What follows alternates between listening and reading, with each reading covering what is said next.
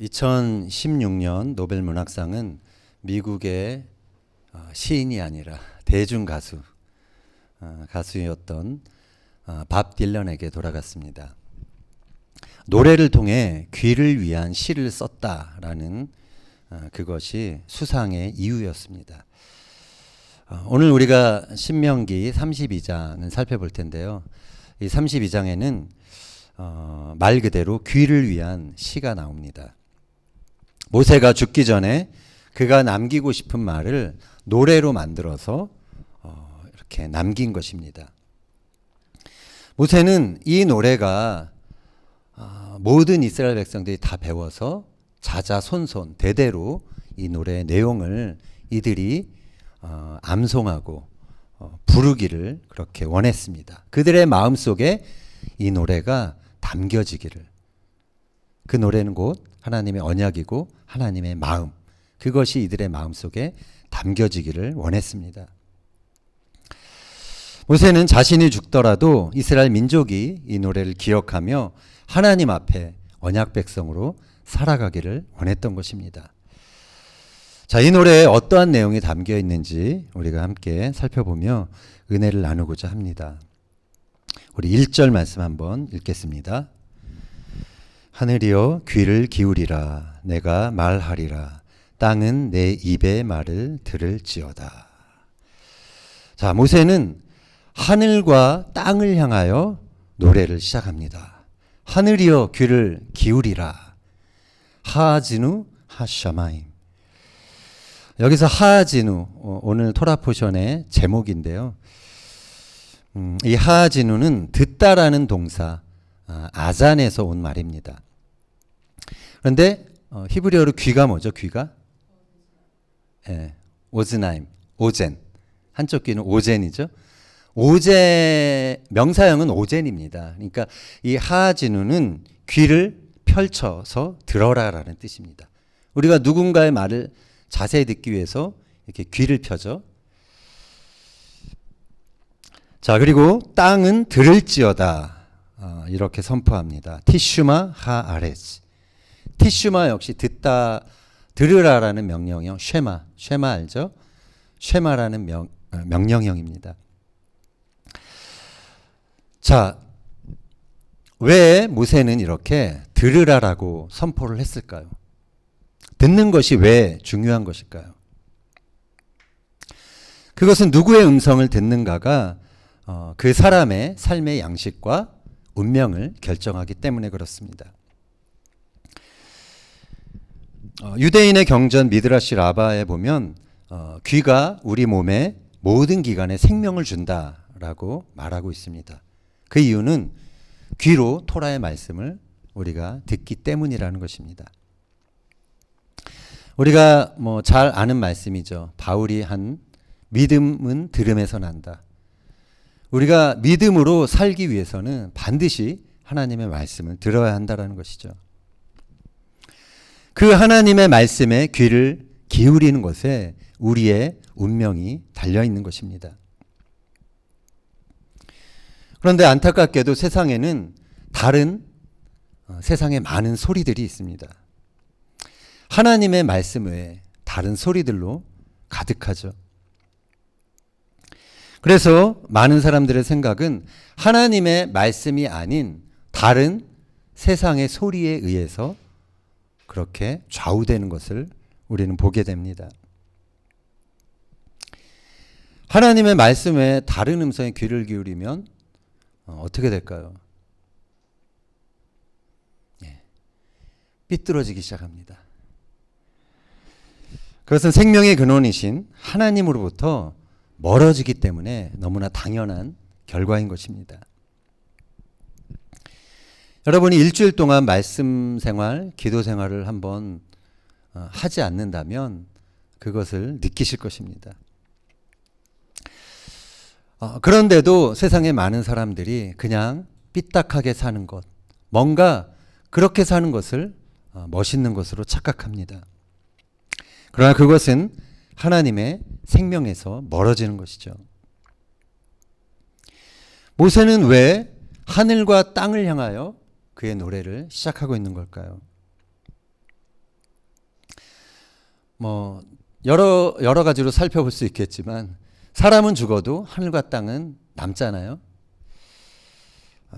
그래서 모세는 자신의 노래가 대대로 이어지도록 하늘과 땅을 증인 삼아서 그렇게 그의 교훈을 노래로 만들어 선포하고 있는 것입니다. 모세는 먼저 하나님이 어떠한 분이신지 노래합니다. 우리 3절 4절 같이 읽겠습니다. 내가 여호와의 이름을 전파하리니 너희는 우리 하나님께 위엄을 돌릴지어다. 그는 반석이시니 그가 하신 일이 완전하고 그의 모든 길이 정의롭고 진실하고 거짓이 없으신 하나님이시니 공의로우시고 바르시도다. 아멘. 자, 모세는 하나님을 반석에 비유했죠. 반석은 변함이 없는 것입니다. 과거나 현재나 미래나 똑같이 그 자리에 있는 것이죠. 신명기서 32장 13절 읽겠습니다. 여호와께서 그가 땅의 높은 곳을 타고 다니게 하시며 밭의 소산을 먹게 하시며 반석에서 꿀을 굳은 반석에서 기름을 빨게 하시며. 자, 이스라엘 백성들이 광야에서 이 반석에서 솟아나는 물이 없었다면 그들은 다 죽을 수밖에 없었을 것입니다. 그래서 그것은 구원의 반석이었고 거기서 나온 물은 생명의 물이었습니다. 이제 대속죄일이 끝나고 다음 주면은 초막절이 시작되죠. 성전시대 초막절에 그 하이라이트가 되는 행사가 있었습니다. 그것은 초막절 가장 마지막 날 실로암 연못에서 물을 떠다가 성전에 그 성전 앞에서 그 물을 붓는 그런 의식이었죠. 그날은 호산나 라바라고 부릅니다. 큰 구원의 날이라는 뜻이죠. 탈무드를 보면 그 행사를 이렇게 묘사합니다. 제가 한번 읽겠습니다. 백성들이 성전에 모이고 대제사장이 두 물 항아리를 들고 성전 앞에 뜰에 있는 바위 위에 선다. 백성들은 옛 광야를 생각하며 목이 마르다. 시원한 물을 마시고 싶다. 이렇게 생각하며 반석을 쳐다본다. 대제사장이 물을 그 반석 위에 붓는다.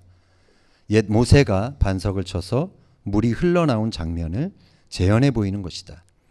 물이 반석을 타고 흘러내릴 때에 백성들은 환호하며 춤을 추면서 기뻐하고 초막절 행사가 절정을 이루게 된다. 자, 우리 머릿속에 좀 이 장면들이 그려지시죠? 그 사진 아까 보여주셨나요? 네. 요즘에도 그 날을 재현하기 위해서 이렇게 정통 유대인들이 그 물을 붓는 행사를 하고 있습니다. 자, 요한복음에 보면 예수님이 등장하시는 장면이 있는데 그때가 바로 이러한 배경에서 등장하시는 것입니다. 요한복음 7장 37절 이하 읽겠습니다. 명절 끝날 곧 큰 날에 예수께서 서서 외쳐 이르시되 누구든지 목마르거든 내게로 와서 마시라. 나를 믿는 자는 성경의 이름과 같이 그 배에서 생수의 강이 흘러나오리라 하시니. 자, 여기서 명절 끝날이 바로 호산나라바, 큰 구원의 날인 것입니다. 바울도 광야의 그 반석 사건을 이렇게 해석하면서 기록하죠. 고린도전서 10장 4절 읽겠습니다. 다 같은 신령한 음료를 마셨으니 이는 그들을 따르는 신령한 반석으로부터 마셨음에 그 반석은 곧 그리스도시라.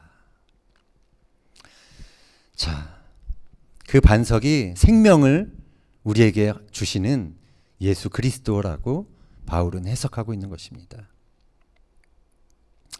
하나님께서는 과거 이스라엘 백성들을 이 광야에서 이 반석에서 물을 내어 이들을 마시게 했습니다. 그리고 하나님께서는 가나안 땅으로 이들을 인도하셔서 이 반석에서 꿀과 기름을 빨게 하셨습니다. 그리고 밭의 소산인 밀과 포도주를 먹게 하셨죠. 그런데 이러한 물질적인 풍요는 아이러니하게도 풍요를 주신 하나님에 대한 배도로 나타난 것입니다. 모세는 이런 그들에게 있게 될 앞으로의 현실을 예언적으로 또 이어서 노래를 하고 있습니다. 15절, 18절 읽겠습니다. 그런데 여수run이 기름짐에 발로 찼도다.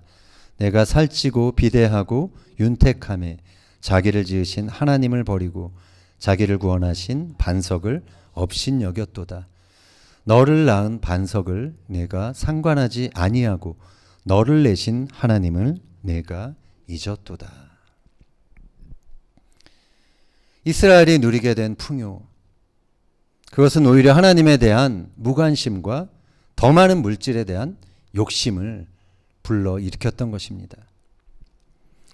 이스라엘 백성들은 그래서 자신들을 구원하시고 먹이셨던 그 반석이 되신 하나님을 버리고 다른 기초, 세상이 주는 풍요라는 그 기초 위에 자신들의 인생을 건설하기 시작했습니다. 자, 여기서 여수룬이라는 말이 나오죠. 여수룬. 그것은 곧다라는 야샬에서 나온 말입니다. 여수룬은 이스라엘의 별명입니다. 별칭입니다. 하나님의 사랑으로 곧게 된 자, 의롭게 된 자를 뜻합니다. 자, 그런데 이스라엘이 배가 부르자 삐뚤어지기 시작한 것입니다. 모세는 그런 그들을 5절에서 흠이 있고 삐뚤어진 세대다 이렇게 표현하고 있죠. 반석이신 하나님과 대비되는 모습, 그것이 바로 이스라엘 백성들의 모습이었던 것입니다. 결국 번영이 이들에게 독이 되었던 것입니다. 우리들은 어떤지 돌아봤으면 좋겠습니다. 세상의 소리를 듣고 세상이 주는 그 번영을 따라가다가 우리는 생명의 반석이신 하나님 앞에 서지 못하고 삐뚤어진 인생을 살고 있지 않은지 우리는 돌아봤으면 좋겠습니다. 이제 한 해의 수확에 감사하는 절기죠. 우리는 이 절기에 번영 그 자체, 풍요 그 자체에 감사하는 것이 아니라 우리의 생명 되시는, 우리의 반석이 되시는 하나님이라는 그 존재, 그것만으로 감사하는 저와 여러분이 되었으면 좋겠습니다. 모세는 이어서 하나님을 독수리에 비유합니다. 32장 10절에서 12절 말씀 읽겠습니다. 여호와께서 그를 황무지에서 짐승이 부르짖는 광야에서 만나시고 호위하시며 보호하시며 자기의 눈동자같이 지키셨도다. 마치 독수리가 자기의 보금자리를 어지럽게 하며 자기의 새끼 위에 너풀거리며 그의 날개를 펴서 새끼를 받으며 그의 날개 위에 그것을 엎는 것 같이 여호와께서 홀로 그를 인도하셨고 그와 함께한 다른 신이 없었도다. 자, 모세는 이스라엘의 과거를 이제 노래하고 있습니다. 하나님이 광야에서 이스라엘을 언약 백성으로 세우셨죠. 그리고 그 광야에서 언약 백성으로 그 언약의 책임을 질 수 있는 그러한 사람들로 강하게 훈련하셨습니다. 물론 그 광야 훈련은 쉽지 않았죠. 우리 사진 한번 보여줄까요? 어떤 사람이 이 장면을 찍은 것 같아요. 예. 어미 독수리가 새끼 독수리를 날개 위로 받는 그 장면입니다. 자, 여러분이 만약 새끼 독수리라고 한번 생각해 보세요. 새끼 독수리 입장에서 자기 아직 날 수 없는데 엄마가 그 둥지에서 떨어뜨릴 때 얼마나 막막할까요? 살려고 얼마나 파닥거릴까요?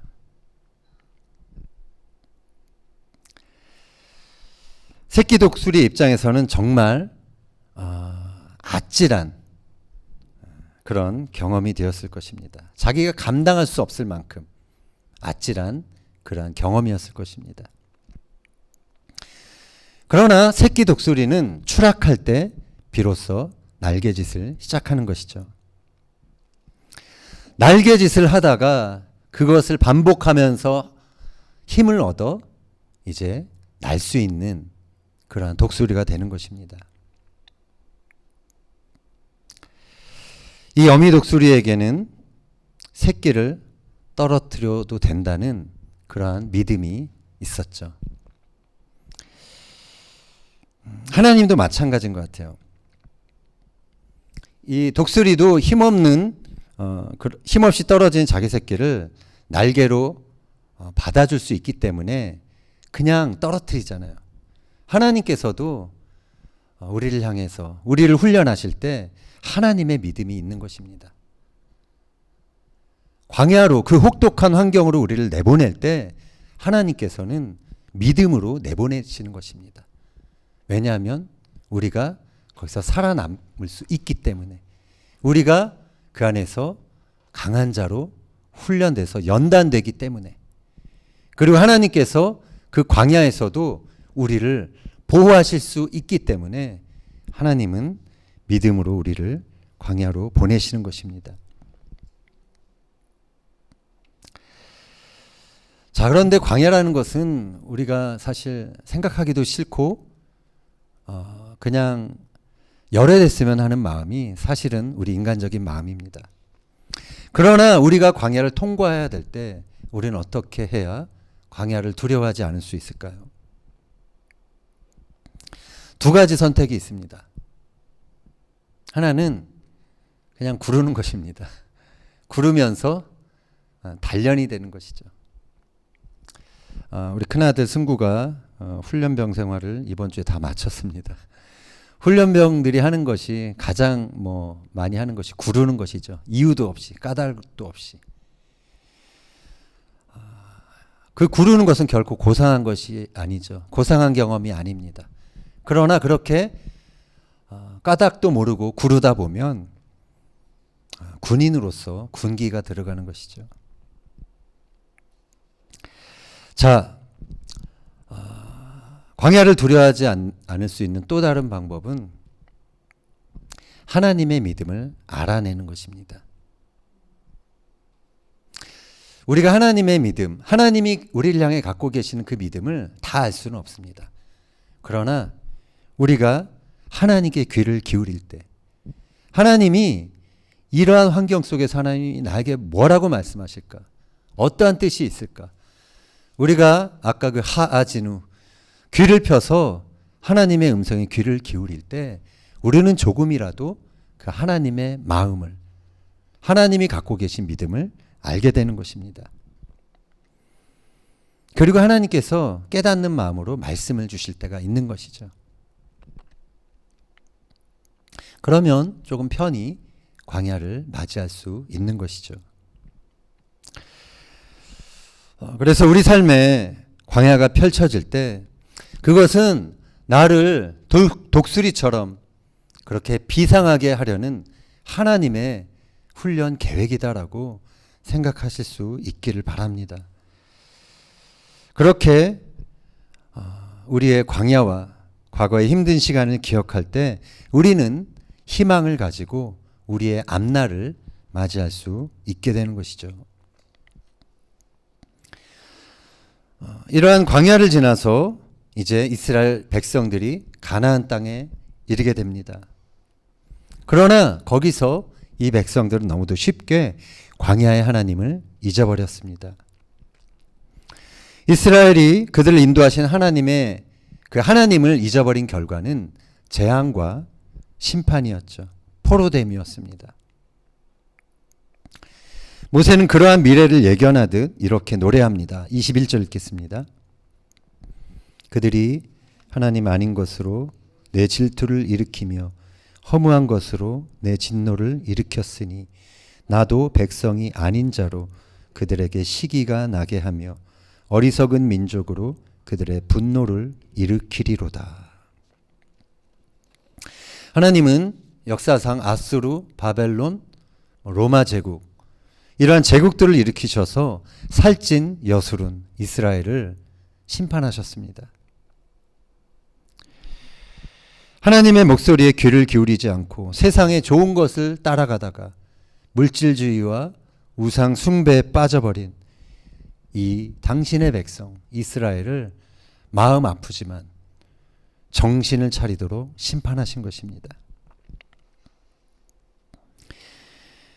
그런데 하나님은 그 심판 속에서도 한 가지 분명한 사실을 알게 하셨습니다. 39절 말씀입니다. 이제는 나 곧 내가 그인 줄 알라. 나 외에는 신이 없도다. 나는 죽이기도 하며 살리기도 하며 상하게도 하며 낫게도 하나니 내 손에서 능히 빼앗을 자가 없도다. 아멘. 모세는 이 노래를 통해서 이스라엘 모든 백성들이 그들의 절대 주권자가 하나님이심을 알게 되기를 원했습니다. 모세가 선포한 것처럼 하나님은 우리를 살리기도 하시고 죽이기도 하시는 분이십니다. 모세가 이렇게 심판하는 하나님을 노래한 것은 이스라엘 백성들을 위협하기 위한 것이 아닙니다. 그들이 하나님을 떠나 결국 심판을 당하게 될 때 그때 그 삐뚤어진 길에서 돌이켜서 다시 하나님께로 돌이키게 하기 위한 그러한 의도로 이 노래를 지은 것이죠. 그래서 모세의 노래는 비극으로 끝나지 않습니다. 구원과 회복에 대한 소망으로 끝이 납니다. 43절 읽겠습니다. 너희 민족들아 주의 백성과 즐거워하라. 주께서 그 종들의 피를 갚으사 그 대적들에게 복수하시고 자기 땅과 자기 백성을 위하여 속죄하시리로다. 아멘. 자, 분명한 것은 하나님의 목적이 심판이 아니라는 것이죠. 이들을 구속하는 것, 그것이 하나님의 최종 계획이라는 것입니다. 여기서 자기 땅과 자기 백성을 위하여 속죄하시리로다. 이것이 히브리어로 키페르 아드마토 암모입니다. 속죄한다는 말 키페르, 이거는 카파르에서 온 것입니다. 카파르는 덮다라는 뜻입니다. 역청 같은 것으로 덮다. 우리가 이제 내일부터 욤 키푸르잖아요. 키푸르. 키푸르도 우리의 죄를, 백성들의 죄를 덮는 날입니다. 성전시대 대속죄일에는 온 백성의 죄를 덮어주기 위해 어린 양이 희생제물로 죽어야 했습니다. 그리고 예수님은 온 인류의 죄를 덮어주시기 위해 희생제물로 이 땅에 오셨죠. 세례 요한은 그를 보고 보라 세상 죄를 지고 가는 하나님의 어린 양이로다 이렇게 외쳤습니다. 마태가 이렇게 기록합니다. 마태복음 1장 21절 읽겠습니다. 아들을 낳으리니 이름을 예수라 하라. 이는 그가 자기 백성을 그들의 죄에서 구원할 자이심이라 하니라. 자, 예수님께서 왜 이 세상에 오셔야 했을까요? 그것은 구약의 제물들, 황소나 염소나 양들, 이 피가 죄를 덮을 수는 있어도 죄를 없앨 수는 없기 때문입니다. 히브리서는 이렇게 말을 하죠. 10장 11절 이하 읽겠습니다. 제사장마다 매일 서서 섬기며 자주 같은 제사를 드리되 이 제사는 언제나 죄를 없게 하지 못하거니와 오직 그리스도는 죄를 위하여 한 영원한 제사를 드리시고 9장 26절 읽겠습니다. 이제 자기를 단번에 제물로 드려 죄를 없이 하시려고 세상 끝에 나타나셨느니라. 아멘. 자, 신약에서 분명히 이 구약의 제사를 이어서 하나님의 완전한 속죄에 대해서 말씀을 하고 있습니다. 유대인들이 신약을 읽어야 되는데요. 그래야지 그들의 조상이 드렸던 그 제사의 의미를, 그 완성을 알게 되는데, 이 히브리서 말씀의 표현처럼 예수님은 죄를 그냥 단순히 덮고 1년간 그렇게 봐주는 그런 차원이 아니라 그 죄를, 우리 안에 있는 죄를 완전히 없다라고 선언하시기 위해서 그렇게 이 땅에 오신 것이죠. 그래서 하나님의 완전한 속죄는 오직 예수 그리스도를 통해서 이루어지는 것입니다. 자, 이렇게 모세는 하나님의 완전한 구원을 예견하며 자기 백성을 속죄하실 하나님을 이 시에서 노래하고 있는 것입니다. 인류의 역사를 세 단어로 표현해 본다면 어떻게 할 수 있을까요? 창조, 타락, 구속. 이것이 반복되는 역사라고 할 수가 있습니다. 모세의 노래에는 이 세 가지 주제가 다 담겨 있습니다. 6절에서 모세는 그는 내 아버지시요 너를 지으신 이가 아니시냐라고 말합니다. 하나님은 우리를 이 땅에 존재하게 하신 창조주 하나님이신 것입니다. 그 하나님을 따르는 그 하나님께서는 자기를 따르는 친백성, 자기 백성을 이 땅에 세우기를 원하시는 분이십니다. 신명기 32장 9절 읽겠습니다. 여호와의 분깃은 자기 백성이라 야곱은 그가 택하신 기업이로다. 아멘. 하나님은 많은 열방 중에서 이스라엘을 자기 분깃, 기업으로 택하셨습니다.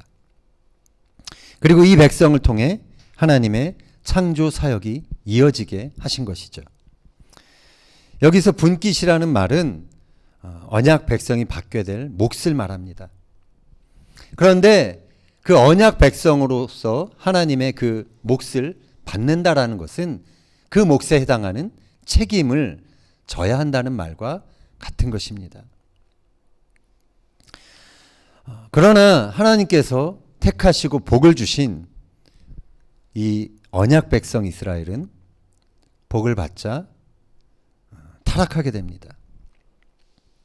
번영에 취해 자기를 지으시고 광야에서 인도하신 그들의 하나님을 잊어버리게 됩니다. 그 결과 이들은 언약에 따른 심판과 저주를 받게 된 것이죠. 그러나 이 노래에서 하나님은 자기 백성을 심판 중에서 다시 구속하시는 하나님으로 결론을 맺고 있습니다. 자, 모세는 자신이 부르는 이 노래의 의미를 이렇게 설명합니다. 21절 읽겠습니다. 그들이 수많은 재앙과 환난을 당할 때에 그들의 자손이 부르기를 잊지 아니한 이 노래가 그들 앞에 증인처럼 되리라. 아멘. 모세가 부른 이 노래는 하나님의 언약을 대대로 증거하는 그런 노래였던 것입니다. 이 노래는 예언이 되었고 또한 이스라엘의 역사가 되었습니다. 하나도 빠짐없이 이 예견, 이것이 이스라엘 역사 속에서 이루어졌기 때문에 그렇습니다. 자, 그렇다면 모세가 지어서 부른 이 노래, 이것은 구약시대로 그냥 끝나버린 노래일까요? 그렇지 않습니다. 창조, 타락, 구원, 구속, 이 하나님의 역사가 주님이 다시 오시는 그날까지 계속해서 이어지는 것이기 때문에 이 노래는 계속 우리 역시 귀담아 들어야 할 노래인 것입니다. 우리 역시 예수님을 통해서 하나님의 언약 백성이 되었습니다. 이스라엘 백성의 그 뒤를 이어서 하나님의 언약을 담당하는 백성으로 부름을 받은 사람들이 바로 저와 여러분들인 것입니다. 그래서 언약 백성인 우리들 역시 이 모세의 노래를 우리의 마음속에 담아야 하는 것입니다. 하나님께서는 열방을 만드시고 그 열방 가운데 주님이 부르시는 자들이 돌아오기까지 우리를 그 열방을 축복하는 제사장들로 이 땅에 세우셨습니다. 우리는 그래서 기억해야 합니다.